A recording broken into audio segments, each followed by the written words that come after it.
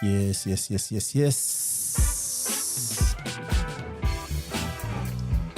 Welcome, everyone. Once again, we're blessed.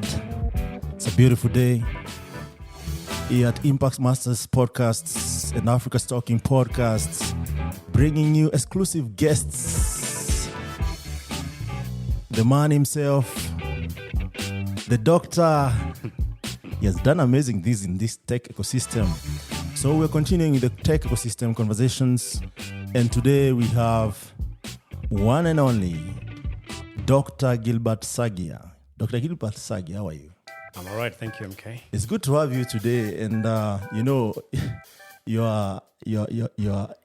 your work precedes you. Before I knew about you, actually, I got to get into conversation with Teddy Warrior. And he said, there's this person you need to talk to. I was like, who is this person? He said, number one, and we'll get there, you are charge. And I want to know about charge in full, so prepare that. And also, I want to know what makes that journey to make Dr. Gilbert Saggia and the contribution you have immensely on the tech ecosystem up to where we are. You have worked with national corporations. You have worked with the big tech giants in the world. And you're still actually putting in work to ensure that the tech moves from where we are to the next level. I see also you're dedicated to making sure that Africa succeeds as an ecosystem, especially in tech. But before we get to that, maybe I'll just read one of the things that was interesting in one of your portfolio here, which you are calling objective. I've never seen someone who has an objective as good as this. So, Dr. Gilbert Saggia objective is, having led various global multinationals, focus is to direct this executive management and operational leadership experience towards developing Africa, especially in value chain transformation using digital business, data-driven innovation growth, and by advising C-suites and boards on Industry 4.0 innovation in emerging markets. Simply an impact change driver for Africa's transformation agenda using globally acquired skills and experience in strategic planning, leadership, and business management. A loaded objective, that one. Now, who is Dr. Gilbert Saggia? MK, thanks for having me. Yeah. First of all, may I know what MK stands for? Michael Kemadi. Michael Kimadi. Yes. So should I call you Kimadi? Actually, I like introducing Michael? myself at the end of the conversation. Got it. Yes. Got it. Michael, I'm not sure who wrote that or whatever it is you read, but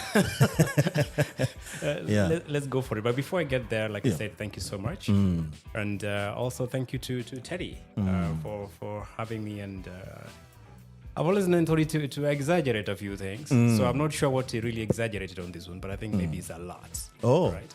Oh, these are lies? No, I wouldn't want to say Teddy's lying, but I'm just saying, he never lies, right? But, yes. But he's not to kind of salt it a little bit. But that's his nature, Yeah. right? And that's why he's so inspirational, Yeah. and has done so much, and continues to be quite a change driver in Africa. Yeah. So, like you've mentioned, life for me, and the way I look at it, it's a journey towards the following. But before I get to that, it's more, you're born and you get into a stage. And when you get onto a stage, when you're born, everybody's clapping. And you want to make sure that when you leave, everybody's still clapping. Yeah. You get born, everybody's very happy. And exit, everybody needs to be happy. Yeah. But during that time of getting onto this stage and leaving the stage of life, you're going to have impact. Yeah. In between imagine if you're on a stage and you're in a play and nobody remembers you. Sad moment that. Nobody remembers you. Yeah. So maybe the player's got 20, 30 people on that stage and nobody can figure out who you are. Yeah. It's a tragedy because it means it's like you didn't get it. Yeah. So I think that's a key principle I've always, looked at it. And life is a journey, and I need to make sure that you have impact on the stage the way you are, and you leave it better than you found it. Yeah. and when you exit, hopefully there's at least one person clapping, other than your parents, not your wife or siblings or your children. relatives, Okay. right? Or your Yeah, relatives. yeah. Hopefully there's somebody clapping. Yeah. Other than your relatives, but that's the key principle I've always used. But in that, life is a journey. Then it means that, like any other journey, sometimes you don't know when you stop. Yeah, You don't know when you accelerate, but you got to embrace everything. for sure. Right? It might not be well defined, like you like it to be. Yeah. People say, tell God your plans and He'll show you a few miracles. Right? Yeah, or for a few sure. surprises. Yeah. But you got to embrace all of that journey gives Yeah, you. yeah. So now talking about life, where did your life begin? When I was born, right? Where was this? I want to know about that, because this is what they say about most of the people, actually, if not all, Right. that most of the decision and even the way you perceive life, it actually formed in your early stage in life, either consciously or subconsciously, and even the way you make decision actually is influenced by the experiences that you passed through growing. Good point. And if you ignore that part, sometimes most people get lost along the way by realizing that either they demean themselves to an extent that they feel like they don't have much impact in life, or they, have overconfidence whereby they find themselves, doing things that actually are out of order and that kind of stuff. So for me, in this context, and because what we're doing here today is to try and shape the history of Africa as it is, because I'm sure there is a guy somewhere in the remotest part of this continent who can't figure out what tomorrow will look like. And if he hears that Dr. Sagia, with all these accolades and achievements, they started at this point, and I don't know where you started. That's what I want to know. And I've talked to people who had privilege and they learned something from that, and they impacted the world from that point of view. So they learned something from that, and also they're able to see where does that take them. Correct. Just one thing you mentioned Yeah. In terms of overconfidence. Yeah. I don't think there's enough. There's anything like overconfidence. Right? I think if there's anything that Africa or African people really like, is that confidence. I think it's better to be overconfident to be not to even have it. Yeah, right? And yeah. that's one thing that I do see. If you compare, folks in Africa with those in the West or even in the East, right? Yeah. There's always this thing that Africans are not as comfortable in the element as the others are. Yes. And the others are much more confident with half the knowledge, right? You get an African with much more knowledge, much more experience, but they don't have that confidence. Absolutely. So sorry, MK, I didn't intend to correct that, but I just picked on it because it's something that I've always mentored younger people to really up their game when it comes to the confidence ladder. Yeah.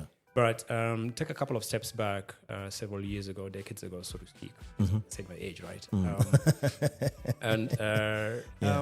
They say life begins for you as an individual, and you're formed when you're 5 or 7 years old, right? What I remember mostly about my childhood is I think I was a bit entrepreneurial, right?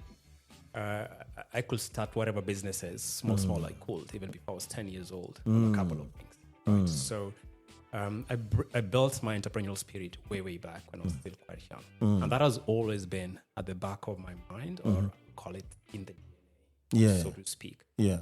And you said something that maybe I don't I've achieved, but I don't think I've achieved even half of what I will call it, I will aim for, or I'm looking for, or I'll be happy with, right? But then again, you never really achieve everything you achieve. For sure. Journey, Yeah. Wherever that journey ends, great. Yeah. But I don't think there's enough life to achieve what I would like to achieve, right? In terms of what impact. But that's the thing, right? You hand the baton on to somebody else for the next 100 years. They continue, the next. That's how humanity goes. Yeah. So right then, I think from a childhood perspective, I used to be those guys who were a little bit maybe too serious. That I think has not left me up to now. So what do you mean by too serious? I think I took life too seriously, even at an early age. Yeah. Right. I look at, folks we grew up with. I think they had fun. Right? I didn't have that much fun. Yeah. Even when we went to university, I don't think I had that much fun. And I think maybe, in my resume, or Teddy just alluded back when we were chatting, is even through university, I was working already, right? And therefore, I had literally zero time to do what normal teenagers will do or late teens will do when you're in university, right? And it wasn't easy work, right? What you call people work, the kind of work someone will do 8 to 5. Yeah.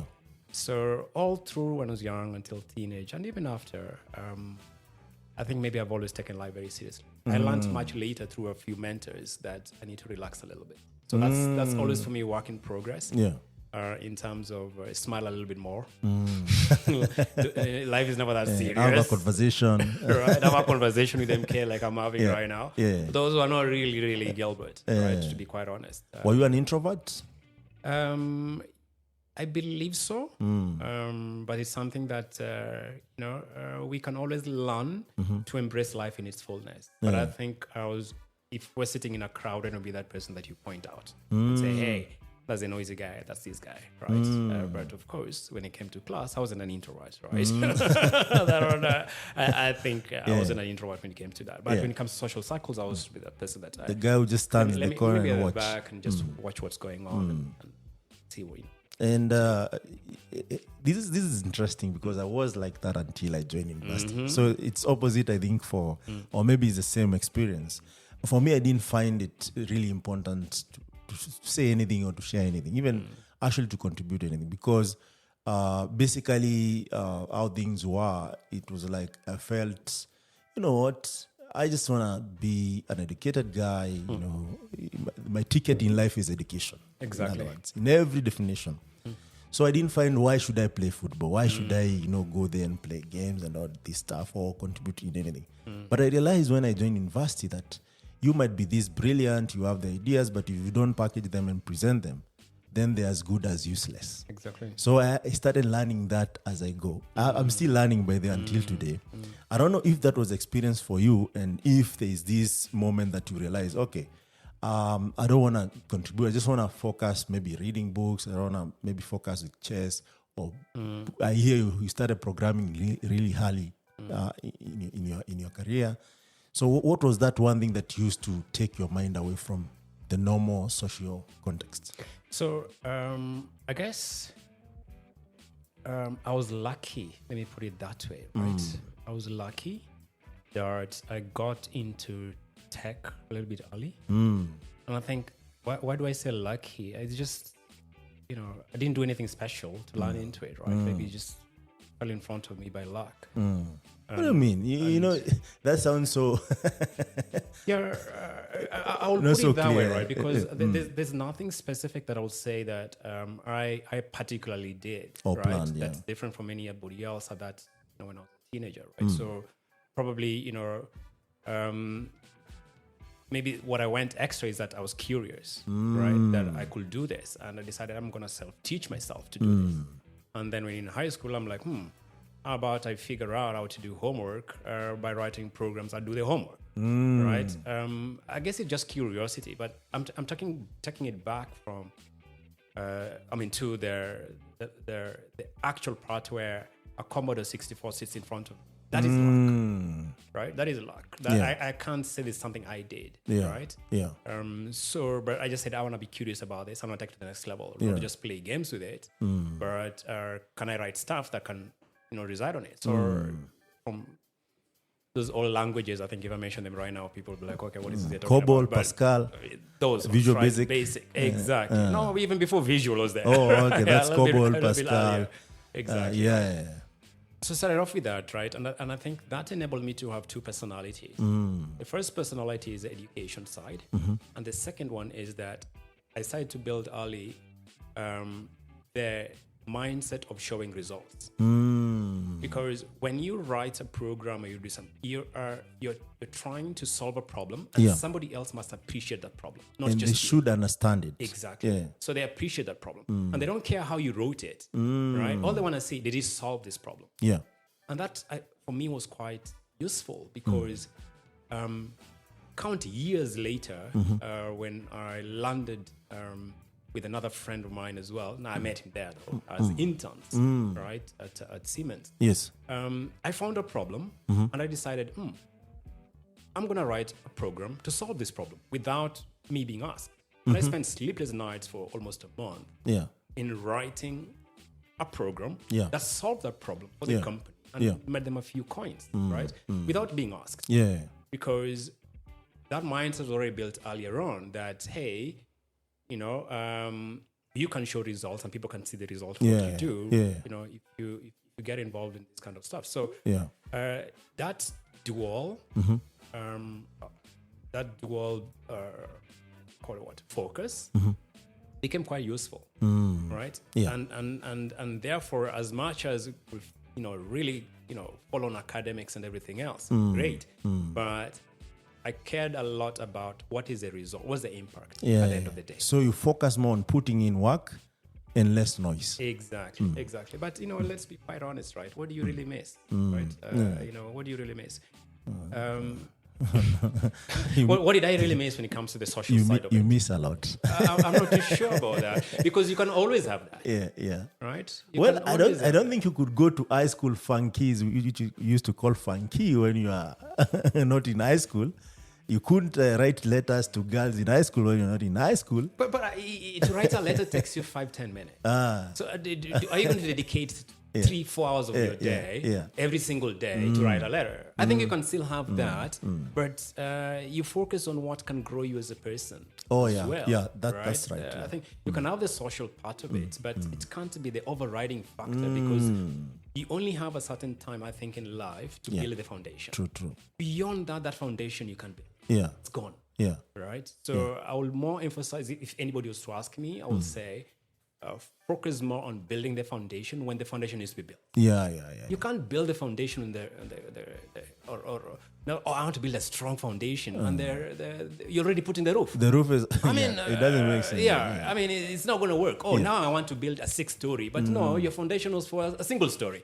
You'll never go far, you know. True. You're only as strong as the foundation you put when you needed to put a foundation. So, you know, I will say, I didn't miss much in that manner, right? I mean, you can see how many billionaires on the planet right now, right? And they still look like they have fun on their yachts, right? But if you went all the way back when they're building their Amazons and whatever it is, they sat in a garage and they toiled like crazy, right? They toiled like crazy. Are they having fun? Most probably, I think you can have fun until you're 90 if you so wish, right? But your foundation can only be built time. And you have to focus whatever it takes. It's 10, 15, 20 years to do it. So actually that makes a lot of sense, and that's why it's very important to know, like, if this is a focus, because I don't know, maybe people are built differently. Who knows? When you're growing up, you want to know all these games, right? And it's called childhood. But there's this kid who feels like, you know what? This is not so important for me. Maybe what is important is the books, is to understand math, is to understand all these subjects that I'm learning, and also to form that focus at early stage for you. What is that? Because there's some people, their parents guide them, tell them, you know what, you can have all this, and, you know, at a later stage, if you miss this, you can actually recreate it, and it's not something that you're missing.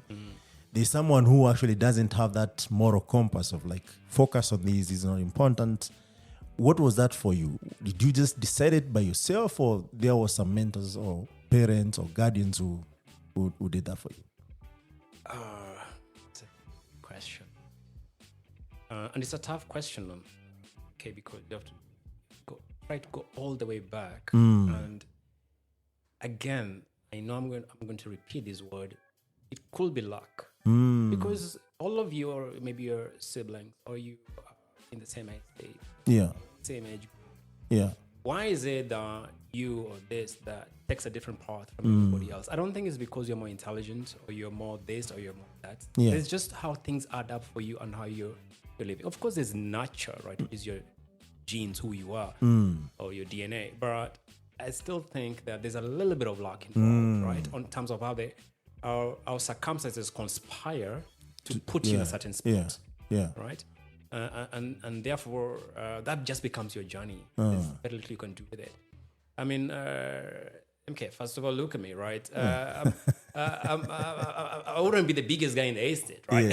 Or I was, for sure. I can tell you for free, I wasn't. Yeah. So, I mean, if I'm not going to be there, then I need to have something else. Yes, right? yes, right? that makes a lot of sense. I've got to have something. I'm going to sharpen something else, True, right? true. Yeah. And how far do I take that? Sharpening is a whole different ball game. Yeah. But also, the high school we went to as well was a very disciplined high school. Let's put it that way as well, right? So school does matter, especially early school. I think even up to today, my sporty nature, right? I love these half marathons that I do as regular as I can. Yeah. At least twice or 3 times a month. And it's because, our head teacher used to wake us up at 5 a.m. to go run. Yeah. Right? So that just put me in a certain sport that, we had to do that. And then the school, of course, had so many other sporting things you had to do. You had to do hockey, you had to do rugby, you had to do running, of course, I just mentioned, you had basketball, tennis, karate. So you every quarter or every, 2 quarters, you're joining something else new. So that's kind of like puts you in a certain level of discipline of how you look at yourself. But moving on beyond that childhood part, there's just some fundamentals that stick with you.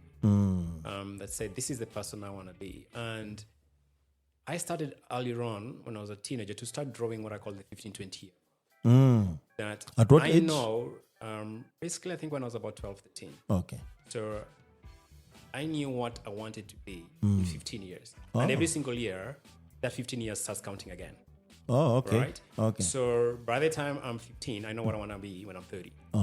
When I'm 20, I know what I want to be when I'm 35. Like that. Yeah. Right? Yeah. Did you write it down? Did you have like some records? No. Or is just in your mind? It's not something I'm going to forget. Yeah. I mean, that's not me. If I have to write that down, then there's something wrong with me. I see. Because it's what I'm living on a day-to-day basis. Yes. I don't need to write that down. I'm like, is this helping me go there or not? No, if it's not helping, I know. Thank you, right? Yeah. So you're telling guys who write, now you're going to the new year, who write New Year resolutions. Right. There's something. No, but how can I have a resolution? I mean, I know what I'm supposed to do next year. I knew it 15 years ago. Yeah. So why would I need to write it? For sure. Yeah. It doesn't make sense. There's no point, right? So I know what I'm supposed to be doing next year. And I knew it 15 years ago. There's something I said about that in one of the engagement with the young guys. Yeah. Maybe they'll hear this and they will affirm to it. Now, doctor is saying it. No, it's by the way, it's very interesting when you put it that way. When you actually plan ahead like that, things surprise you. Yeah, because everything aligns to exactly. So I said I wanted to be. So when I was 20, right? Remember, I'm working at Siemens. Right? At 20? Okay. Yes, I am. So and I'm looking at this multinational. I'm saying, yeah. And I said, I'm going to be an MD. Right? But not specifically Siemens. Which one it is? Like I said, your journey can change, but it's going to be a multinational. Okay. It's not going to be a company like Gilbert Sons company. Okay, that's why multinational. I really meant a proper multinational. And I said, I'm going to be MD, the GM, or the leader of a kind of company by 35. And it happened before I was 35. Right? Did I know which company it was when I was 20? No. But I was very, very clear that I'm looking at how these guys are leading this company when I'm 19, I'm 20, I'm 21. I'm seeing how they're leading these kind of companies. I'm like, I'm going to be an MD of such a company, and I'm going to have phenomenal growth for that company when I'll be in charge. And it will be astronomical. And guess what? It happened. Yeah. Right? Before I was 35. So when you put those goals, you align everything. Right? And you take no prisoners in that journey. Right? So I knew, okay, great. For me to be there, I need to have... Wait a minute, Doctor. Sorry, what? What do you mean by you don't take any prisoners? And this actually brings me back to another fundamental question. Because when you're at 20, I'm assuming either you're almost completing your high school or you have already completed, you're joining your university. So already you know what you have, what it's going to bring to you, right? If you got an A in KCSE, you know, of course, at the end of the day, maybe I'll be somewhere. And since you don't want to speak so much on that, at this point, were you in high school or at 20? Or you just completed high school? Yeah, let's say we had just completed. Yes, so you knew your grades were okay. Yeah, but in my opinion, grades Don't matter. What grade what that grade that is? Which grade I is think that? even an F is fine. I mean, you that's know just somebody else telling you got an F based on everybody else and Yeah. on a set piece. True. It doesn't Yeah. crucify your life. To From be that honest. point of view, Doesn't it crucify doesn't your life. matter. Yes. But if I have an A, Right. it matters a lot because there's so much I can do with an A as opposed to someone who has an F. Take it this way. Got it. So I have an F here. One of the things that F says that I failed. And that's how our education system is defined. And I'm having this conversation on how our education judges everyone using the same, measure. Whereas you're not all, MK, can I just cut you short? yeah. In any interview I've heard, right? For all these interesting opportunities, Yeah, nobody has ever asked me my KCSE score. for sure. Nobody ever asked. Nobody asked me for my KCPE score. So I got it there. I got this A, but nobody, asked me about it. Yeah. What they care is what I can do for that farmer, right? Yeah. And what I've done in my last 5 years. That's Pretty very, much. very important. And Yeah. where is my network that can help them grow?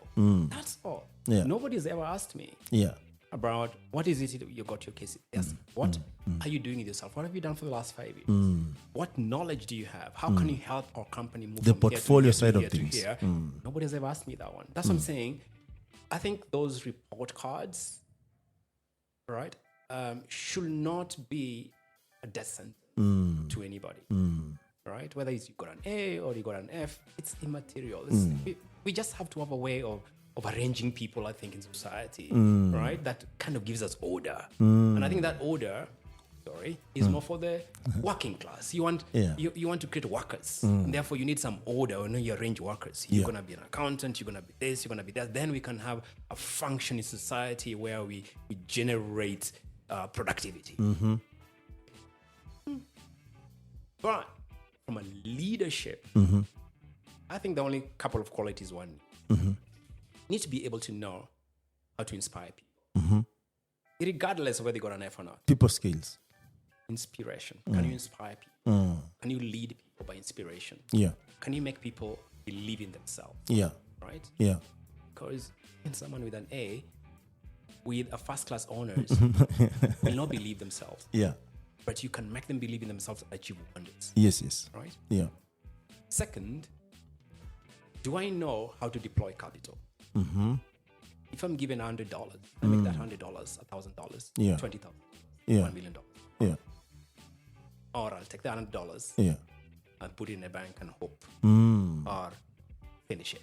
Mm. Deploy capital correctly. Yes. That's the second skill you need. Other skill you need is the ability, right, Yeah. to build networks. Yes. Because networks, you say, is your network, blah, blah, blah. Yeah, But I really do mean networks. And understand how networks, Capitalize on those networks. understand how networks work, right? What's your A network, what's your B network, and what network do you need at what point? Yeah. Third, or fourth, is how to acquire knowledge you don't have. How to acquire knowledge you don't have, right? That's the other skill that you need. Yeah. And regardless, how you acquire that knowledge, it doesn't matter. Yeah. Whether it's digitally, online, by talking to people, mentors, it does not matter how you get your knowledge, right? Understanding what knowledge you need and how to acquire it and where you place that particular knowledge at what point in time, Yeah. right? Yeah. Number 5 is public speaking. The ability to speak public. And articulate issues. How you get it, Yeah. It doesn't matter. Whether you have an F or an A, you get someone with an A, with their first class honors, and they have no idea how to talk. That doesn't get them to be the leader of the company. Right? Because inspire the masses for the company and put it out there for people to buy the product or. Yeah. Brings me to the last one, which is selling skills. The ability to sell. The best CEOs are the best salespeople. Ability to sell. And it's not about selling yourself, right? It's a little bit selfish. Selling what can get other people, especially your company, going. Yeah. Not selling yourself to the detriment of your company. Yeah. Selling your people, selling your team, selling your product, selling the dream of your company, whatever it is. Yeah. Selling. Yeah. Those, for me, I think are the skills that are most important. Yeah. That gets people to be that corner. Yes. Not whether you go A, Yeah. you go that. Yeah. Yeah. You know what they say? Yeah. They see people leave the A folks, right? It's It's actually true. Right? It's yeah, actually because true. the A guys are like, I'm the real deal here. It's actually true. They lose the unfortunately, focus. right? Yeah. It's actually true. But I'm not, by any chance, I'm not saying that education, this or that. I'm just saying, Yeah. from my own experience, Yes, and from a lot of others, Yeah. people I mentor, Yeah. is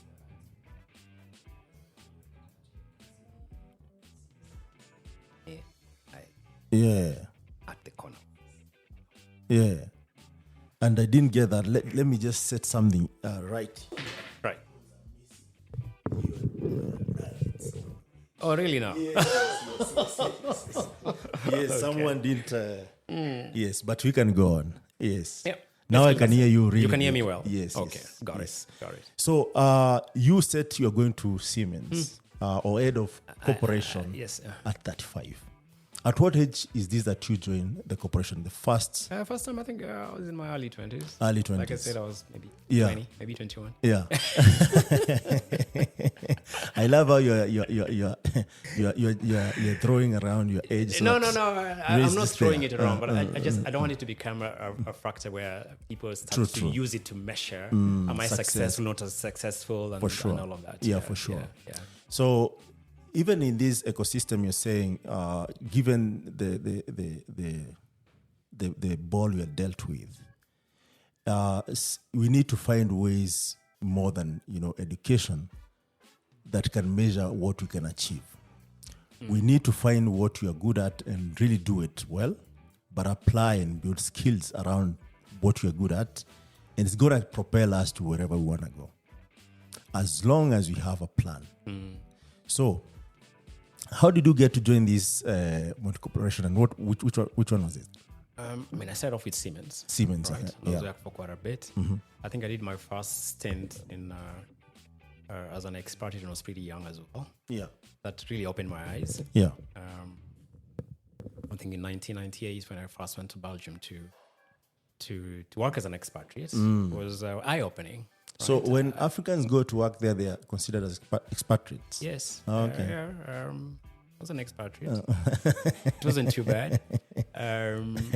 So that was my first time, right? Yeah. And it was interesting. And what have been my interesting? It's the exposure of understanding work culture at a different level. And you can imagine for me, it was a perfect fit. Because when people go to work, Yeah. people actually work. Yeah. Right? So that for me was this This is what I've been looking for. is right? an You environment go to I'm work, supposed to be in. 8 to 5, guys' heads are down. They work. Yeah. They deliver. Lunchtime is exactly 1 hour, not our comme ci, comme ça. Right? So, for me, it was, that was just, that was really great. And were you coding at this point, or? Like I said, I started doing that when I was still in high school. Right? Yeah. Still in high school. So basically, then the great thing with Siemens at that point is that it was such a monolith, right? Huge company conglomerate, right? And with several divisions, I think at that point, probably maybe 11. And working for another one would be like almost you're working in another company completely, right? So it's like you have many companies in one, right? Yeah. Almost sometimes you don't even know the other one exists, right? Whether if you're in Siemens Medical, or if you're in Siemens Business Services, if you're in Siemens Carrier Network, it's almost like you don't know the other one exists, right? Yes, so, yes. Which really was a great experience. Yeah. And then from then on, I left mid 2000s to work as a proper expatriate again. Yeah. Out of country again. Interesting learnings. Yeah. And then said, no, let me come back, right? And then I joined Cisco. Yeah. And then Cisco East Africa. Yes, Cisco East Africa. From Cisco went to Oracle, from Oracle SAP. Then after that, I'd now done a nice, good, neat 25 years in multinational. And remember what I said before? Yeah. Always plan that, okay, After 15 years, where will I be? Exactly. Yeah. So at the 25th mark, for me, it's that, divide your life nicely into 25, 25, 25, 25. Oh, you So change the now to next 25. 25. Okay. So the next 25, I want, remember, let me take a step back, sorry. The 25 blocks are, for me at that point, were made when I first, let me call it, joined what I call the formal job or formal market. Okay. Right? The other ones, whatever small business was running, that was not formal work, right? The consultations? Yeah. Before, even when I was in high school or before high school, whatever small businesses I was running, that was not formal work, right? Which businesses are these? No, interesting stuff, right? Were you selling, the mandazis? I sold sweets in the estate, right? And I had kids working for me. Did you rear when I was rabbits 11, and sell? right? Did you rear rabbits and sell? No, not rabbits, no. But I was, because rabbits, the problem is you can't scale it. Right? So I learned scaling businesses when I was 11. Oh, so there were guys who also became your employees at that point. Yes, thank you. Ah, nice. So, but that's not formal work, right? Yeah, it's a side hustle. Though it was main hustle then, but okay. So really, moving beyond that was when now you say, okay, great. When I began the formal one, I said, now I'm counting my 25-year blocks. So my 25-year block, when it came to an end, it was already clear exactly what I needed to get done for the next 25 years. Right? And that was take the learnings of the 25 years, especially global experience, exposure, understanding how to scale businesses, the networks that I've built, capital, everything else, and now apply it into building businesses from the continent that can go global. Yeah. Whether it is mine or whether I invest a little bit in it, whichever way, but build, those kind of companies. So for the next 25 years, starting again 4 years ago, that's now my focus. I'm down to, I have 21 remaining. Now, before we get to those 4 years, year block, yeah. Before we get to those 4 years and the next 21 years, there are a couple of things that I want to know because you are part of the guys who set up Oracle in East Africa. Not really. I'm not going to set it up. I found it already set up. Oh, it was already there. Yes. But you became the country manager. Correct. What was that process like? Also, I want to know, you saying there's this international experience that you got that actually you feel like if we apply it across Africa, we're going to build scalable businesses that actually serve the world. What are those kind of nuggets that you could share? So, again, it's about being very deliberate. So I was deliberate in terms of, at that 25th year mark, I should have literally learned everything I need to learn. So from year one, you were like, I want to know what is happening here. It was very specific. So let's start from Siemens. It was about what I call broad career-based networks from a technology perspective. Yeah. What that means is your mobile network or your fiber that connects continents or countries, that's call it your carrier networks. So in Siemens, I was in carrier networks primarily. Many other things I did, but primarily that's what I really need to get. Then from there, you go to the next layer, which is now a little bit more intelligent than carrier network, so to speak, which is the enterprise side of the network, which is Cisco. Cisco dealt primarily, many things it does on that. Then the next logical layer of that is information, right? Databases, which is Oracle, right? So now understand how that and information... this is industry level information. Yes. So understand how that information sits on top of this and uses that stack to generate wealth. Then from there, move on to say, great, now that's information. How do applications use this entire stack and build global companies and build and build and build? That's where SAP comes in. Now, all through that stack for 7 years before, let me call it this way, from 2014, 2015. I've been working with startups as well as a mentor of a couple of startups under Endeavor. And the thing about this was to start to learn how startups work from an ecosystem on the continent. Such that by the time I'm done with the 25th year, right, I've already built up that stack as well, right? So, like I said, every part of it was highly, highly deliberate. Yeah. It wasn't by chance. There's no luck here. You have to be deliberate. Okay. I mean, you can't plan 25, 50 years by luck. By luck, right? Yeah. What tomorrow might bring, God can say, go left, go right. But You have to on that path. You know the path, what it is. Yeah. You know which it will be. It might not be very certain to that extent, right? Because things change, industries change, company can go up and down. True, you don't know what it's going to look like. Yeah. But once you've tuned your mind into that level, you will always land what was actually your intention, one way or another, the path you wanted. Yeah. Yeah. Amazing stuff. So now you're in that path of startup right now as you speak. Yes, you can call it basically building the ecosystem, not just startup, but building a tech ecosystem exactly. Across Africa. Right. Now, what is this thing that you have seen in the last? Because I know our tech ecosystem, even in Kenya, is not that old. It's like 15 years old. I beg to differ, but of course, you started coding back in the 90s and whatnot. But when I knew about this, for me, I maybe feel it's like startup in the way we understand it now. But even then, we were small startups. And all these side hustles and Wananchi group, exactly setting up people's. They were there. Africa Online. They were there. Yeah. So it is a bit old, but not that vibrant back then. Because when I knew this actually is going to change the dynamics, and I think this is all over the world. I think the tech also did not allow that at the moment.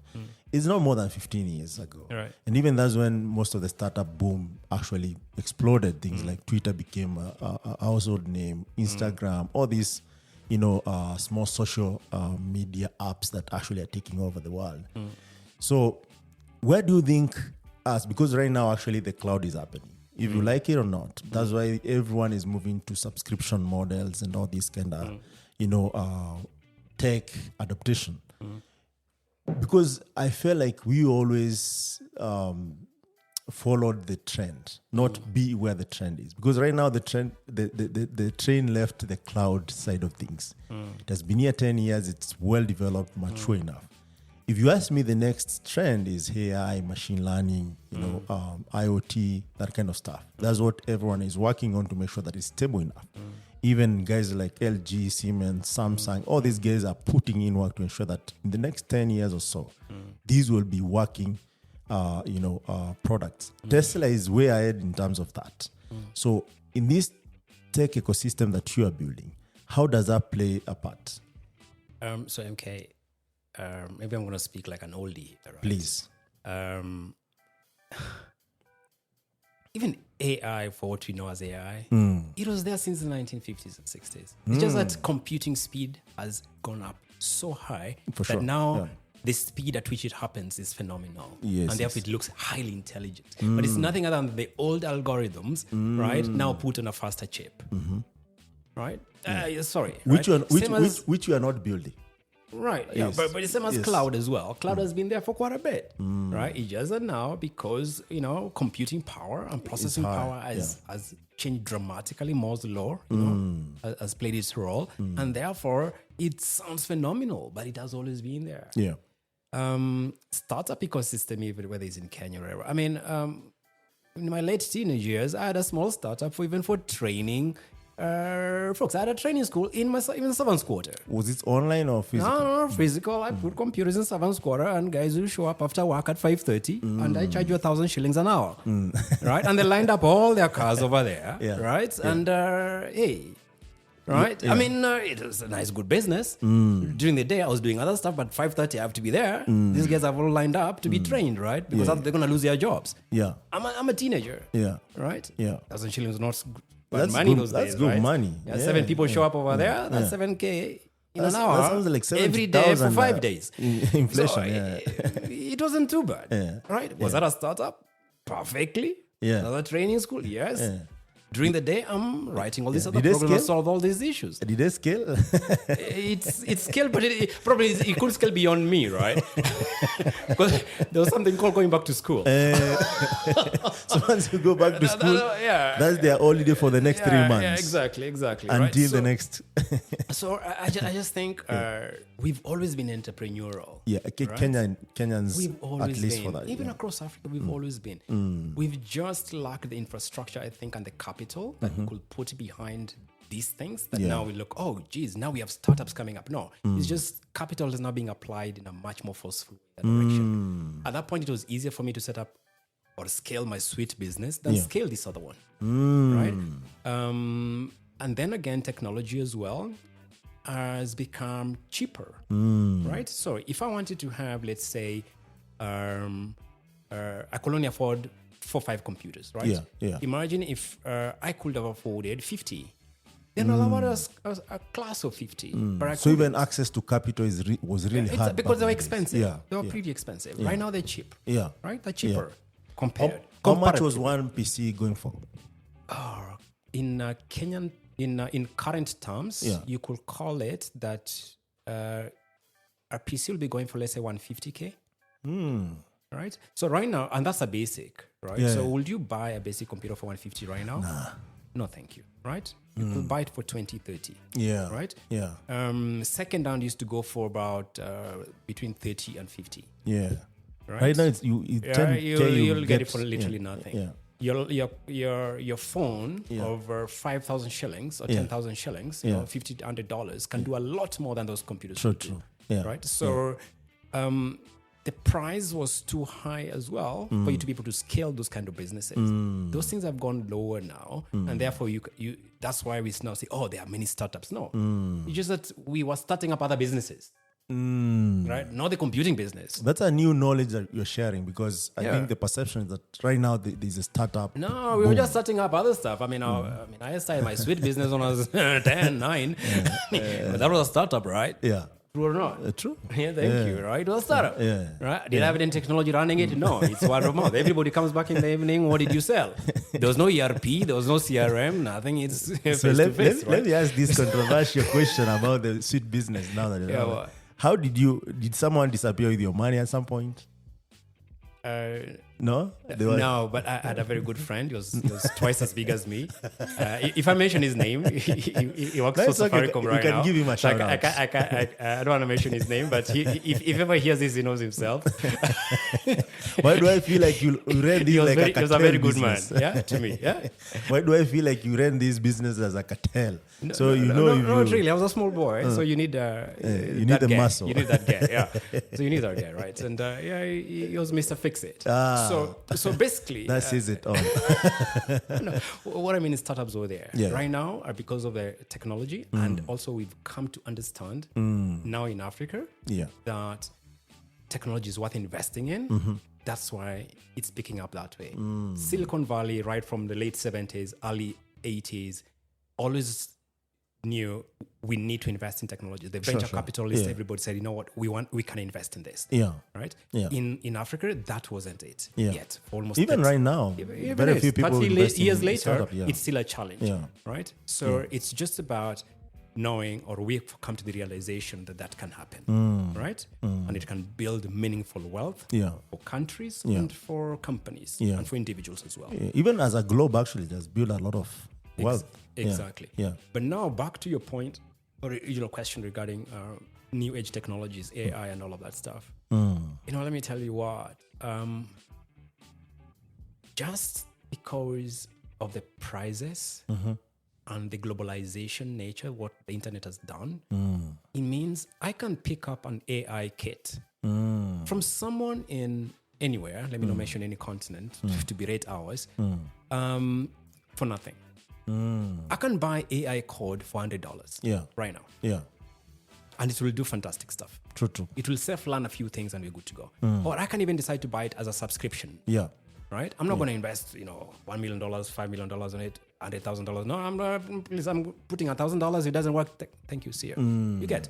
So the internet and the ability that prices have come so low and and other countries are now doing this as a service, has made it so easy now that even if you're building a company right now and you want AI, machine learning, all this Internet of Things, you can get it for a song, right? For a song. It means it's within reach to everybody. Yes. Right? To everybody. I mean, I remember when my son told me that he's learning how to write a computer game from YouTube. Yeah. And that was 6-7 years ago.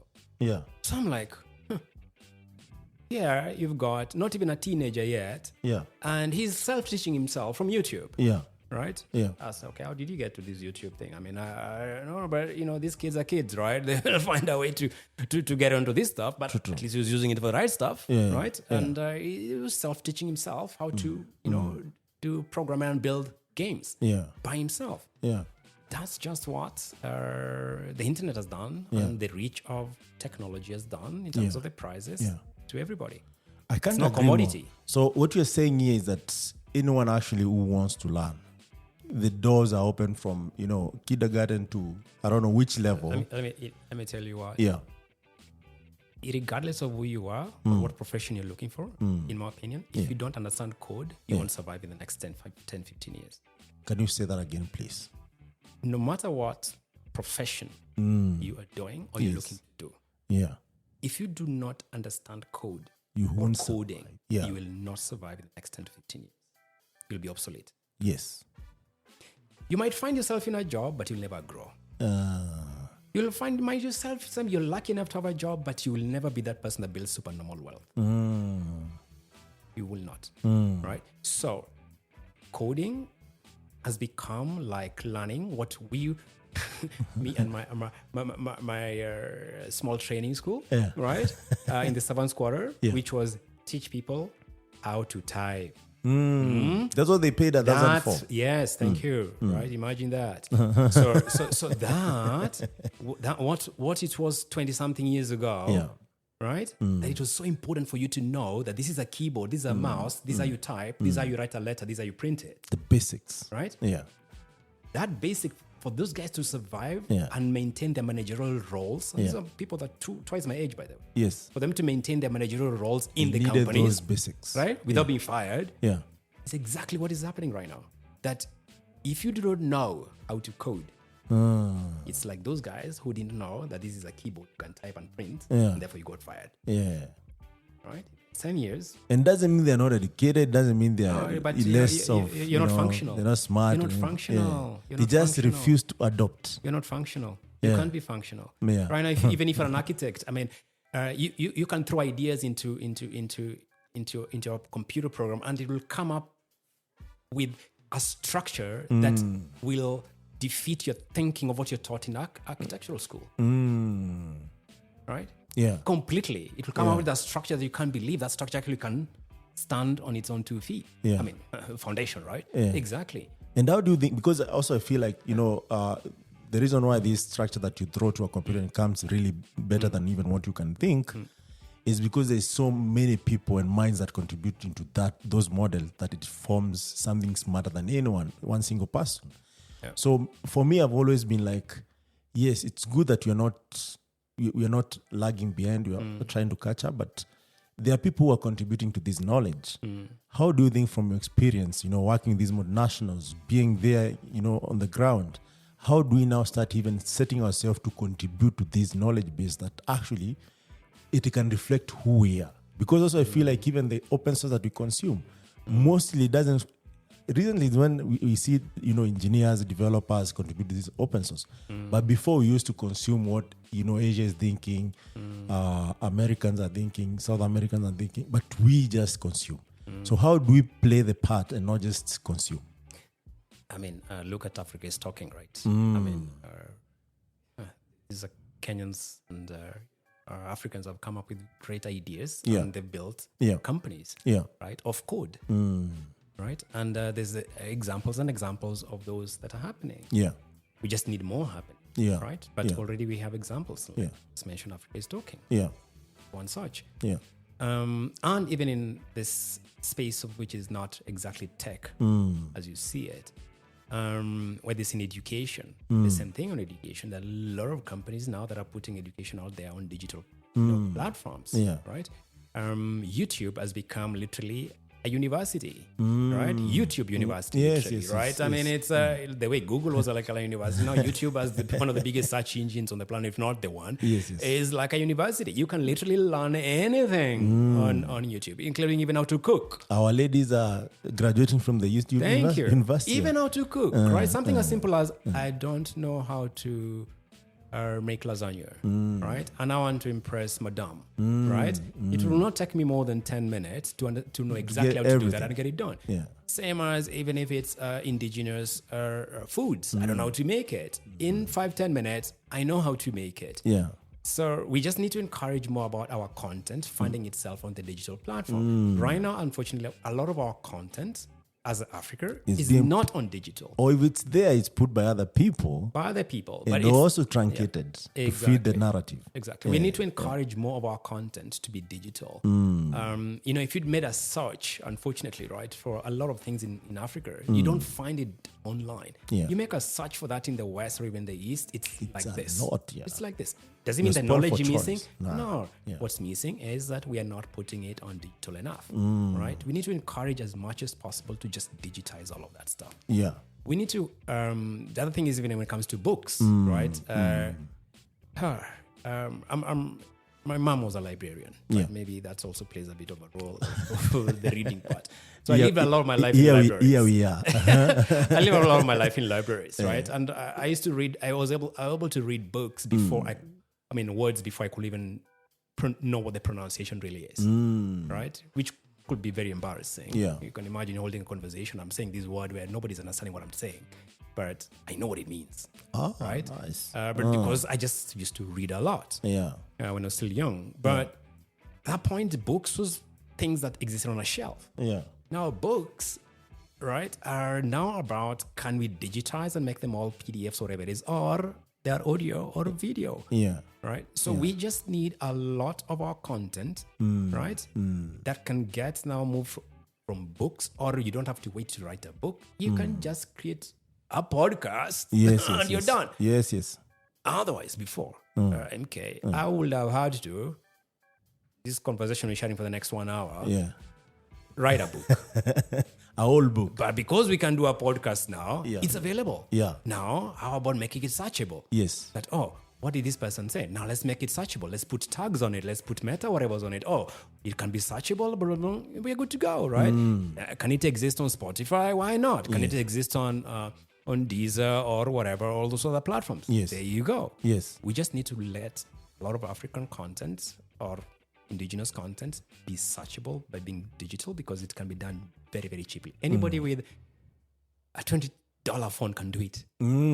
Right? Can do it. And that's what we need to encourage.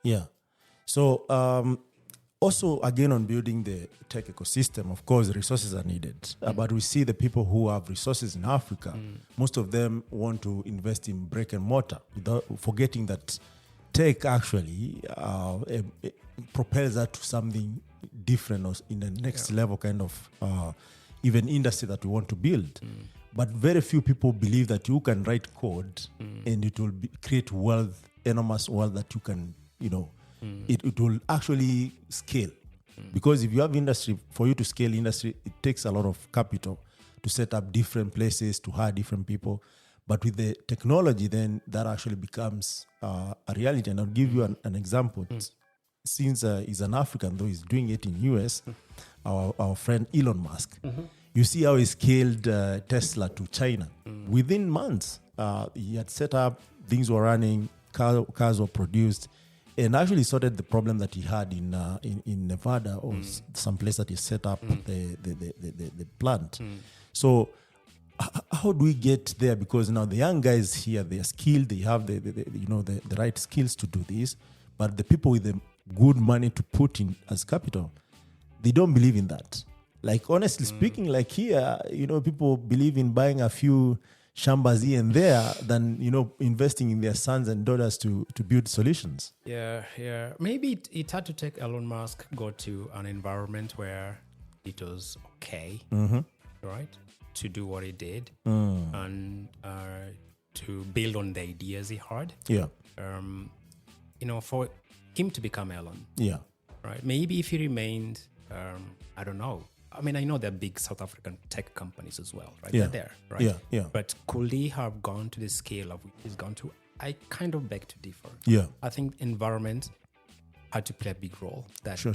it took him being in the US in an ecosystem where people understand that it will be okay. You see, in Kenya, for example, or in Africa, if Elon was here and he said that he's living on pizza, that he can't pay rent. MK, you're going to look at this gentleman and say you're crazy. But this is someone who said, you know what, I'm going to take all the money I have and put it into these ventures. And it's okay if I don't know where rent is coming from. Yeah. And it's okay if I'm going to live on pizza the whole week and Coke. Yeah. Right? And Coca-Cola, sorry. Yeah. Right? You know, and yeah, exactly, right? That it's okay. Here, you'll think he's crazy. Yes. Right? Yes, and yes. you will look down on him and say, this guy is doing poorly. This guy is doing poorly. Right? So our societies as well need to come of age to understand what really is living and to be aspirational about something really great. Yes. So environment, I think, plays a big role. But then it's also very risky still here. Right? Why is it risky? Our own financial institutions don't understand that model. In the US, they've done it for 30, 40 years. They understand it very well. True. Yeah. So how do you get money to get this thing moving? Right? Yeah. Before you come to family, funds, and friends, right? You got to have infrastructure that is set up to do it properly. Yes. Before you say, okay, I'm going to rely on family, fund, and friends and myself to invest in all that. Yeah. But the infrastructure we have from our financial institutions have not come to understand that level of risk, right? That I can say, I will invest in 10 and it's okay if 8 don't make it. Yeah. But these 2 that might make it They'll might make it cover for big. all the other 8. Yes. Whereas we don't believe in that yet, right? From our financial institutions yet. So that is a no-go. Yeah.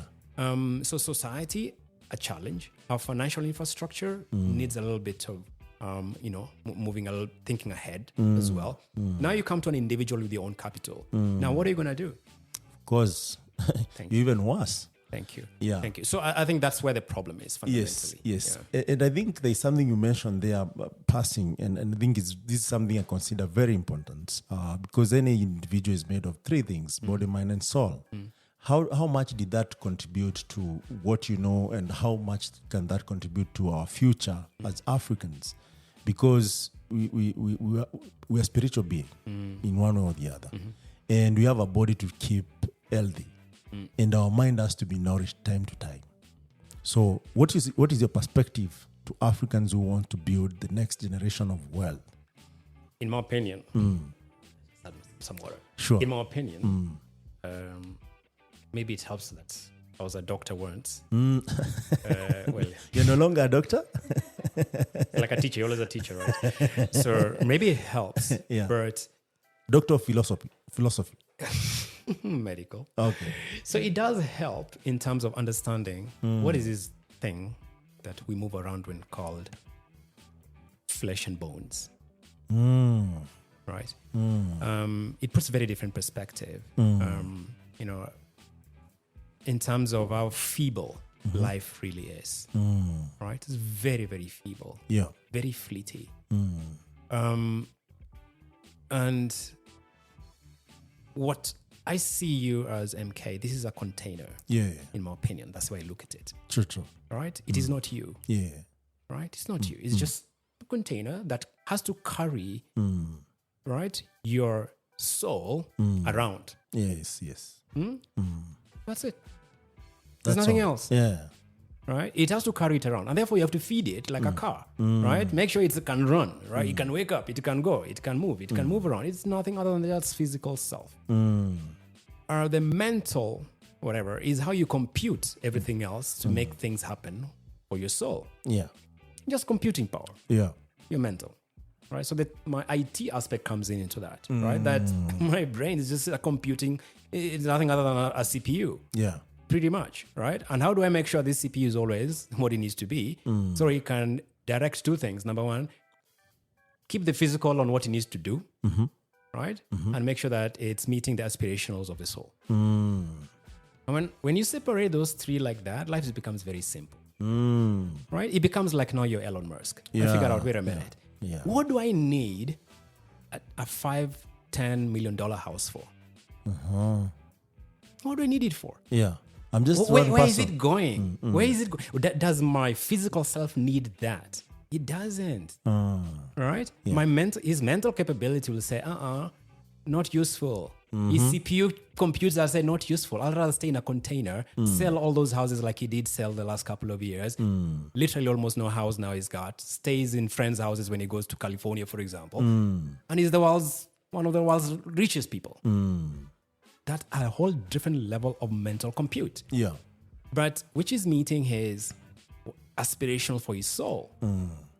Right? In terms of what does his soul want to achieve for humankind? That is what now really matters. Now, I think as Africa, if we look at things that way, there are things that we will not be doing.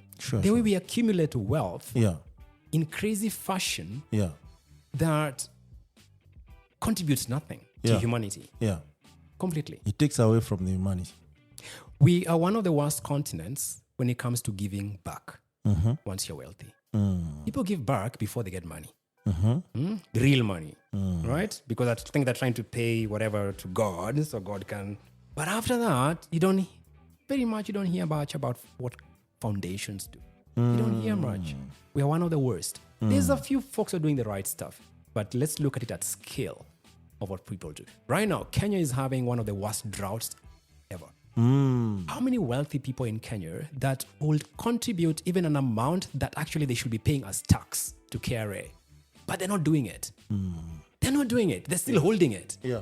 They will literally write it off. They will write $1 million, $10 million like it's tax money. KRA will just get less of it. It's not, doesn't come from them. But their mentality is not there. So I think at some point we need to get to the point of understanding these three trinities, if you call it that. Yeah. Right? In terms of what really matters. Yeah. Right? And what our brains is telling the rest to do, right? That we can really meet the aspirations of our soul. True. Yeah. I mean, you have really broken it down very nicely. And, in any ecosystem, without policy, it's really hard to get things done because, of course, there's they call him in US, they call him in US. I remember that name. With the guy who collects the tax and makes sure that the IRS. No, not the name of the organization, but there's a nickname that they use that I've just forgotten right now. But nevertheless, you need that guidance in terms of governmental, compliance and all that. And I see you have influenced a couple of policies here from the Kenya Bureau of Statistics, Kenya Bureau of Standards. Kenya Bribery Act 2016, there's Kenya EL policy, Ministry of Health, between 2008 and 2010. And most of these things actually looks like even the government of the day, if my mind serves me well, it was more open to change. And right now where we are, I don't feel like even the new government is open to change. You can correct me if I'm wrong. They are open to trying to fix things. Because there's so many things broken. How can we, because now in the next 21 years we'll count on that either way. How can we play a part in ensuring that even the policies that are made is not just to fix, but also to contribute into this tech ecosystem? Because either way, if we fix the tech ecosystem, if we fix our industries, if we fix the revenue, if we fix people's businesses, then everything else, we don't need to fix anything. Everything else will fall into place. I don't know about governments, but sometimes. How are you able to influence all these policies? I'm coming to the RMK, right? So sometimes we look at government as that thing, but the government is us.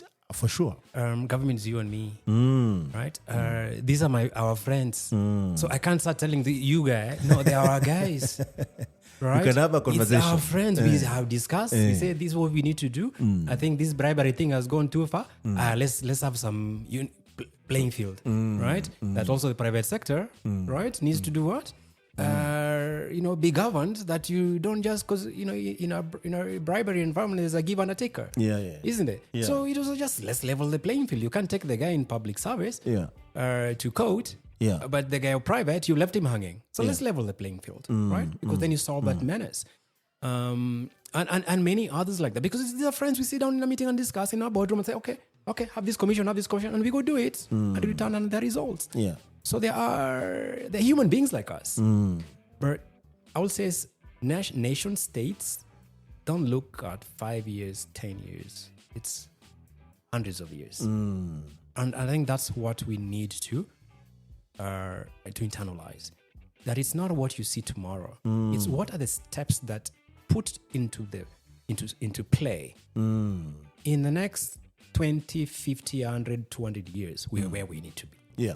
Right? Where we need to be. Yeah. Egyptian dynasty lasted thousands of years. Yeah. It didn't start on the 5th year and they said we must build this pyramid, and if you didn't build it, all of you go home. I don't think so. Yeah. Right? Rome as an empire didn't begin by, it's this 5 years, and if we don't do this, Caesar, you're going, no. These things take a lot of time, because humanity has been around for quite a bit, and it will continue to be there for quite a bit. Yes. So I think we need to look at that context. So the question is, what are we doing that is always inching us in that right direction? If you look at even what the president has mentioned the last 1 month, I believe, are the importance of technology into that. I think it's amazing. Look at the current cabinet and what they've been saying. I know it looks like a lot of talk, but it's talking the right direction. It's talking the right direction. There's what influences that mindset. But it's talking the right direction, that we can do this with the textile industry, right? And saying, practically we'll do this. Yeah. It's in the right direction. What we need to do is to now play our part together with our colleagues, because they're our colleagues. They're not some aliens who fell there, they're now in government. They're our colleagues. Yes. We play our role to support that and move it. Yes. We can't be throwing stones across that fence. It's the same football pitch. Some guys are spectators, some guys are playing. Yeah. Next time, it will be us guys in the playing field, them they're back to spectators.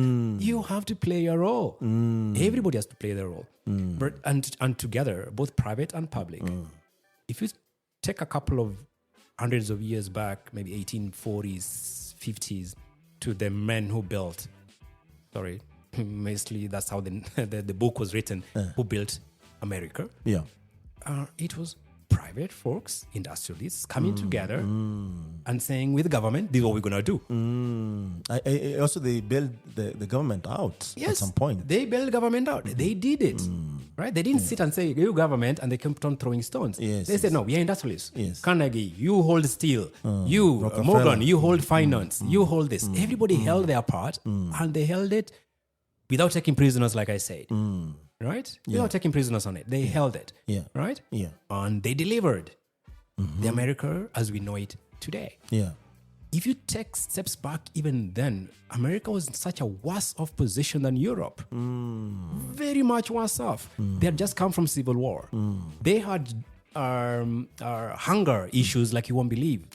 Right? It took them less than 5 to 10 years. And the UK could not believe where these guys came from. On almost every aspect. Right? But it didn't come out of these guys throwing stones. It came out of these guys saying, me in private, this is my role. We are committed. Right? You, government, this is your role. But together, we are on this journey. And we need to move. We move. Right? And they moved. And that is what put the America where it is right now as a superpower. If you told them in 1840 there'll be a superpower, they'll look at you like you. They had just come from putting all these states together. There's still some wars down in the south or wherever it is. Guys are still dying of hunger and places you can't believe. They can't amount any serious war like the Britain or France or Italy or Spain could do. They literally almost know very few inventions that could scale the planet. So I think if you look at the Kenyan government the same way, or African governments the same way, and say, thank you very much. You've got this policy, kind of, you have an idea, right? Minister for Trade, you have an idea. Perfect. Now, this is my role, right? And I'll take no prisoners in achieving that, right? And execute your side, I execute my side. True. then things get done. So the name that I was looking for is Uncle Sam. Oh, yes. Yes. You found it. Yeah. So, Right. and even talking about the policy, I think, do you think we overtaxing young guys or young companies for them to even thrive, or? In my opinion, Yeah. that's a chicken and egg situation, right? Yeah. Because you need, as any nation, I mean, tax is not new. Yes. Tax have been there for thousands of years. Yeah. Let's not look at tax as something that is, oh goodness. Yeah. Oh my God, what do you do? Tax is a way that you form a society that can function. Right? We must have roads, we must have schools. So it's how you form a society. Society has got rules. Then we have how we administer the rules. So we have a code of how we live as a society. Then we need to finance it to make sure that it works. Yes. Because it can't work without being financed that it works. Yes. Right? Yes. And then there's some things that is just best done at scale. Each of you can't build a road for yourself to your village. Yes. Right? You'd rather just say, I'll contribute 1,000 bob, and all of us, 10 million of us do the same, and now we have a road. Yeah. Right? Yeah. So the things that are best done collectively, Yes. right? As a nation. So tax is not new. I think the challenge for us is a mentality issue, but also there's a technology issue, right? Or access issue. Let me call it access. Yes. Mentality issue. We need to move also from this thing of I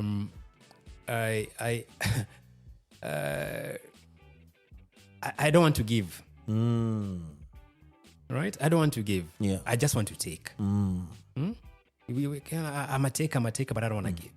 Right? So we kind of have to Very true, yeah. switch our minds to, it's okay to give. Yeah. Like I said, even for you to take, you have to take you have from to give. something. Like I said, even it doesn't matter how much money you have, how low you have. We are more we gear ourselves to more towards taking than giving. Even if giving is 10 shillings, Yeah. I still don't want to give that 10 shillings. So the conversation should be like, how much should we tax our startup, as opposed to like, should we give them a tax break? But what really is a tax break, so to speak, right?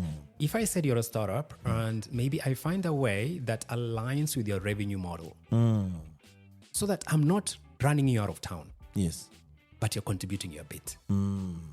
Right? Because if you don't build, and this is also, when I'm sitting boards or I mentor, startups, there's something, if you don't build some cost structures earlier on, it's very difficult 2-3 years later to start introducing them. Yes. In your business model. Yeah.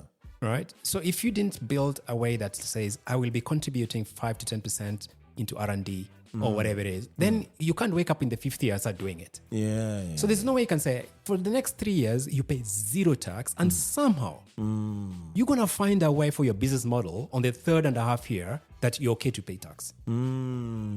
I think even if I'm paying 1 shilling, Yeah. right? 0.0001% Should from day one. be accounted Let me for start doing it. Right? Yeah. But in a way that it doesn't do what? Drive me out of business. Yes. Right? It doesn't run me out of town. So you don't say, okay, fine, maybe I don't pay the 30%, right? Of top line if I really have nothing. But guess what? Maybe I pay 1%. Maybe I pay something. So I've already built it in. And I would structure my model that as I grow, this thing is also growing. Because now I'm building that mentality in my business to giving. Because 3-5 years down the line, Yeah. if you didn't build that into your structure, Yeah. those startups will be the first ones to go to tax havens because they have not built that mentality. And then as a nation, we don't have enough people being taxed, and then you start taxing the few. Right? I think it's everybody can pay something. The question is, how do you make sure it doesn't run you out of town? Right? And just build it into the business model. Yeah. Even if you're a Juakali person, right? Yes, I'm in Juakali. I am paying whatever it is I pay. If let's say I make those boarding school suitcases, right? Yeah. I'm selling it for 250. Yeah. Right? Out of the 250, 10 shillings is going to, or 5 shillings. You get? The day I am now making 100,000 of them, it's just 5 shillings times 100,000 of them. So there's scale also in that. Yeah, there's scale. But at least the government is taking that 5 shillings and making sure that they build certain infrastructure that can enable me to scale. right? Because maybe I need good roads. Maybe I need good banks that can give me loans. Maybe I need this, maybe so that I can reach that 100,000 units. But if I never do all those things, the government never have that kind of cash to build for me that super highway infrastructure from funding, from access to good materials, from somebody else saying, okay, I think I can set up a steel factory for you guys, whatever it is, so that I can reach my 100,000 units. So you'll never reach it. And actually, the way you're putting it, there are two things that are coming out of this. One is that I feel like there's not enough education for, even the businesses on how tax would actually contribute to their growth or to create that environment they're looking at. Number two, the reality on the ground is that we build everything on loans, which again, they're not well spent, to be honest, to be fair to everyone. So maybe we have 100% of the loan, maybe 50% goes to specific people and not the development. And even that 50% is mismanaged to an extent that what we get at the end, if we're not careful, is not really quality. It's not worth the money that was invested. So in either way, and I don't want to put you on the spot, maybe you can bring your multinational knowledge in managing resources, ensuring that there's development and visible kind of development that people could actually be glad to pay even 50% of their tax of their earning to tax because they can see it like other people do out there. How do we hold people accountable to an extent that we're able to pay tax gladly? Yeah, I think that's where technology comes in, right? And that's what I meant by the access part. I think I mentioned something about access. Just pure good old access, right? Is something that can be improved markedly with technology. Not just access to capital, because right now you can put your pitch and you can raise funds, whether it's on GoFundMe or whatever it is. Even someone can send you money without ever seeing that person. 20 years ago, that was unheard of. I can tell you for free. Unheard of. Even there was no mechanism to do that. Unheard of. Right now you can do it. Right? So not just access to funding, but also access to transparency as well. How is that working at an individual level for companies that either I'm in the board of or startups? Is that I could be investing in this startup that I've never seen. But because of technology and transparency of me seeing what's going on, I can invest. Yes. You get? The same thing applies to governments as well. Technology allows us to be able to see what the government is doing. There's so many things that 20 years ago were very opaque. Right now they're not opaque. Right now they're not opaque. I know people say we could go far, but there are many things right now government can't just do. It's in the open, right? And that's because of people technology. Are well informed. People are well informed. That's because of technology, right? They're well informed. And if before you know it, someone has leaked it on Twitter, right? Someone has leaked this before. I mean, you could never leak anything anywhere. In a bar maybe. I don't know where you're gonna leak it to. And the scale is not there. There's no scale of leaking it right now. Everybody's watching. Anybody can leak anything, right?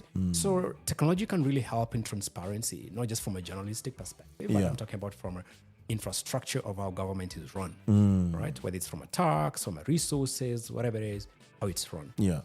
But also it's in how capital is applied. Because globally, what I have learned is capital is applied in a leverage manner. It's not applied in, I'm talking from a huge capital, nation states level, or even large companies. It's not taken like I have borrowed $1 million and I'm going to spend $1. Yes. Mostly, wealth is created with leverage. Right? Yes. In terms of saying, I've got $1 million. I'm going to put it here. It's going to be leverage for 10 other people with their $1 million to come in. And now I have 10. My one is still intact. Look it's leverage. And that's how wealth is created. Because wealth, right from before, when we moved from gold standard in the late 70s in the US, is now digital wealth. Yes. Do you think that was the right move that now you've mentioned it? The gold standard? No. Let me stay to my lane, right? It's debatable. From a technology, right? Let me stay to my lane. But what I mean is, if we could debate, but I would rather, as a nation, we create the wealth than debate after. Oh, okay. All right. I hear you. Debate from a higher ground than debate, but you're sticking in poverty. If we all know it is digital wealth that is moved to leverage, right? And therefore, we need to create our wealth of leverage, right? Not on your hard resource. I've got this amount of gold, this amount of uranium, this amount of this, and therefore that is my wealth. And therefore, question is, my GDP is based on exactly that. Yeah. It needs to be, how can I leverage on that and Yeah. create what I call new digits, Yeah. right? That creates phenomenal wealth on top of it. That is literally not even paper money. Yeah. It is digital money. Yeah.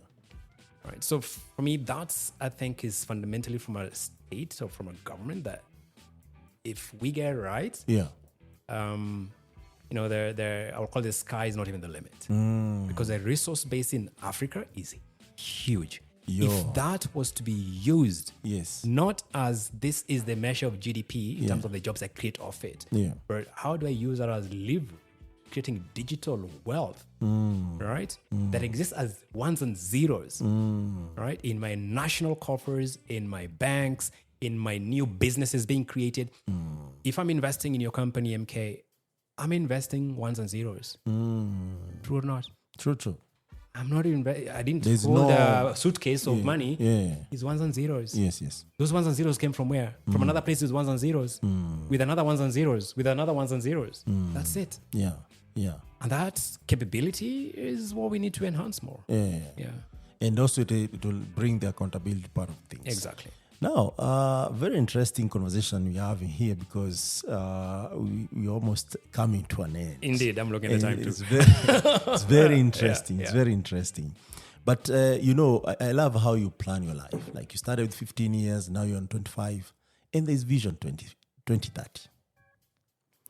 Okay, for Kenya. you For mean? Kenya, that Okay, is. great. Of course, you operate I in look an at it from an environment. Africa perspective. It's Vision 2030. Other countries also have Vision 2030 and 35. So The Africa's Vision 2060. there are many countries that have their, every country literally has their own Vision 2030. Yeah, but Africa has Vision 2060. Yes, but if you look at nation states, there's some also that have 2030 and 2035. Exactly. I see. So you mean the Kenyan one? We are in Kenya. All right, so great. let's take Thank that you. as a context, and then maybe whoever is listening across the Right. continent, they can borrow one or Understood. two things.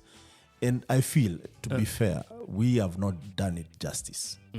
And I feel like we are struggling to like implement what we can, as opposed to how if it was implemented really well, we'll not be struggling. We're in 2022; it's just 8 years away. What do you think that will contribute to even the tech ecosystem? What you're trying to achieve? Because at the end of the day, all of us operate in an environment, and the environment here has a vision, and we have maybe our vision. Do you see how maybe even your vision tallies with these other vision? I think, in my opinion, 2030 was very noble when President Kibaki, the late, God bless his soul, started off. Yeah, I agree. And the thing is, it was more, at least at that point, the way I viewed it, right? Even when I read the documents, it was more what government is going to do. Right? There's a lot about government. There could be some private sector, this, but it was heavy about what government shall do to achieve these things. So it was about the government. In my opinion, it should have been flipped the other way around. 80% private, 20% government. For the government to be an enabler. Yeah. Right? Yeah. There's no need to reinvent the wheel. The wheel has been done. Yeah. And the wheel of how you create sovereign wealth Yeah. is known. Right? Hundreds of years of history tell us exactly There's the model. it is done by private individuals, companies and individuals, not by government. That is what works. Yeah. In my opinion, 2030 is how many years to go? 8 years to go. Yeah. It can be Actually, done, less than 8. it can be done in 5. You don't need Yeah. 8 years. Can be done in 5. All that. Can be done in 5. Can be done in 5. And I believe President Ruto is on the right path. We talk about Kenya, right? He's on the right path. He's mentioned critically the role that PPP, private-public partnership, will do in accelerating the growth we need. Yeah. Right? Yeah. That is the way to go, not government. Yeah. Right? Yeah. Government does not know how to apply capital the best. It's private companies Yeah. do. Yeah. Right? Government does not have a profit and loss statement. could have a balance sheet, but no which you P&L. can question, right? But it doesn't understand P&L. It lives off 1,000 years of a P&L or a balance sheet. So how are you going to hold them accountable to a quarter-on-quarter result, right? Yeah. But private companies do, Yes. right? Yeah. So we can achieve what we need to do in those 8 years with the learnings of what has happened before. Yeah. And apply, in Kenya specifically to Vision 2030, but then use the models that are worked. Private sector plays a role. Look at even China. Government played a big hand, but who built all those other companies? Private companies. Private. Even if government says, I'll invest. Yeah. But they came as an investor. Yeah. They sit on their board. Yes. But like everyone else. day to day, this thing is being led military style by private companies as private companies. Right? Yeah. So I think it's the ability to be able to get that. Yeah. And I think President Ruto, as far as Kenya goes, is on the right thinking. But then it will not be him to do it. Yeah. Not his ministers. If MK, you and me refuse to form those companies or realign our companies or put capital in the right way, it's not going to happen. Yeah. That's very good nuggets we have there. And I think our listeners are learning a lot from your experiences and even your journey in how maybe this culminated to what you are today.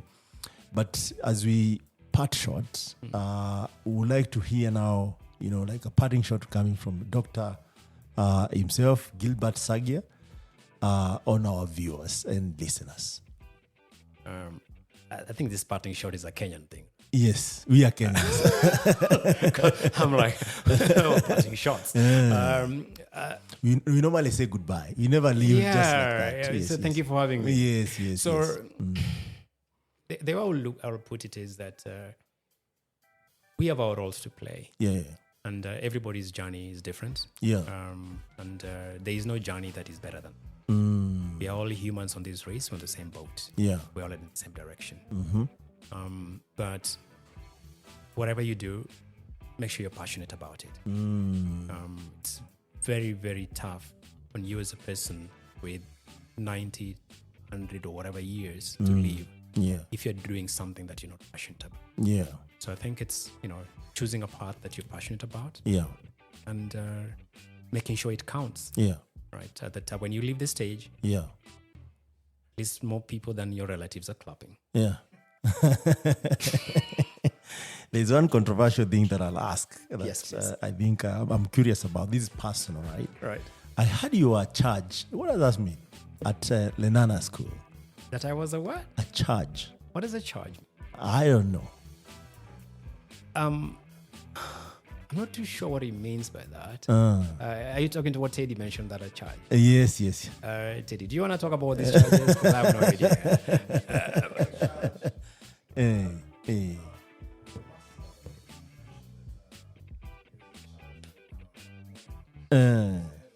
Yes.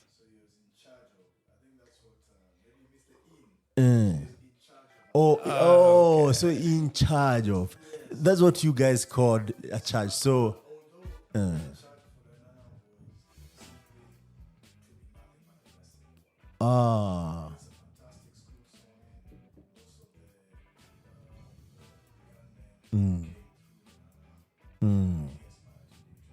nice.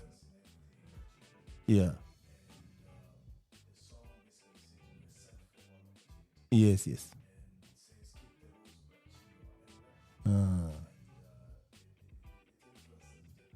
Okay.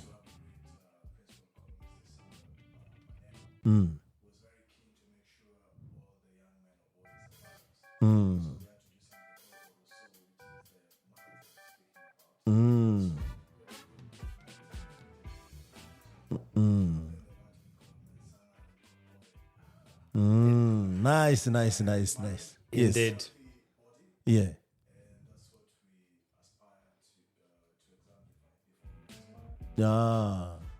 Okay, our listeners didn't hear all that, so I have to repeat some of it. So being a charge from Lenana means you go to achieve the greatest in the world. And Dr. Sagia, Teddy Wari, amongst many other guests maybe we'll have here, and some already we have talked to, they are committed to changing the world, and I think Lenana has molded you guys to really be a good example in the world in how to change the world. And of course, I don't give all the credit to Lenana. Of course, individually, some of you are the greatest guys that we have around. And it amazes me because everywhere I go in Africa, and even outside Africa, I've never met the smartest, most skilled, intelligent people more than Africans. And maybe my friends who are non-Africans know, they don't know this, but at the end of the day, maybe if you interact with more Africans, you realize this over time. And I feel the world is ours for the taking. I feel like we have more to do, especially in Africa, to ensure that we don't go through the same cycle of suffering, neglect, trauma, and all that. As we come to an end, I would like to thank you, Dr. Sagia, for gracing this show or podcast or vlog, whichever name you want to give it. Is just having real, authentic African conversation, creating history, because our history actually is no here, no there, because we are not the one who are in charge of creating it. And it's an honor to have you. Thank you so much. Until next time, this is Michael Kimathi, or MK if you want. And this is Africa's Talking Podcast in collaboration with Impact Masters. And we had the Impact Master himself, Dr. Gilbert Saggia. Thank you for having me.